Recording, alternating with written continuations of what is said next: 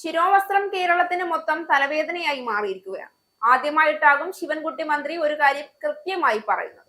ആ തലയിലിട്ടേക്കുന്ന വസ്ത്രം ഊരി വെച്ചിട്ട് പറ, എന്റെ മാലാഖമാരെ തട്ടമിട്ട് പഠിക്കാൻ വരരുത് എന്നാണ് മന്ത്രിയുടെ മാസ് മറുപടി. പള്ളുരുത്തി സെന്റ് റീതാസ് പബ്ലിക് സ്കൂളിലെ ഹിജാബ് വിവാദത്തിൽ പ്രതികരണവുമായി വിദ്യാഭ്യാസ വകുപ്പ് മന്ത്രി വി ശിവൻകുട്ടി രംഗത്ത് വന്നു. വിദ്യാർത്ഥിക്ക് സ്കൂളിൽ പഠിക്കാനുള്ള അവകാശമുണ്ട് എന്ന് മന്ത്രി മാധ്യമങ്ങളോട് പറഞ്ഞു. എന്ത് കാര്യത്തിലാണ് കുട്ടി സ്കൂൾ വിട്ടു പോകുന്നത് എന്ന കാര്യം പരിശോധിക്കണമെന്നും അതിന് കാരണക്കാരായവർ സർക്കാരിനോട് മറുപടി പറയേണ്ടി വരുമെന്ന് വി ശിവൻകുട്ടി പറഞ്ഞു. ഒരു കുട്ടിയുടെ പ്രശ്നമാണെങ്കിലും ആ കുട്ടിക്ക് സംരക്ഷണം നൽകുകയാണ് സർക്കാരിന്റെ നിലപാടെന്ന് അദ്ദേഹം വ്യക്തമാക്കി.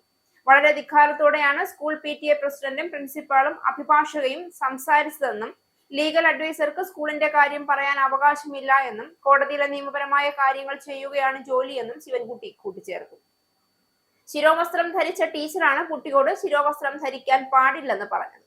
അതൊക്കെ വിരോധാഭാസമായിട്ടേ കാണാൻ പറ്റുകയുള്ളൂ. വാശിയും വൈരാഗ്യവും മാറ്റിവെച്ച് കുട്ടിയെ ഉൾക്കൊണ്ട് പഠിക്കുന്നതിനുള്ള സംവിധാനം ചെയ്യുന്നതാണ് നല്ലത് എന്നും വി ശിവൻകുട്ടി കൂട്ടിച്ചേർത്തു.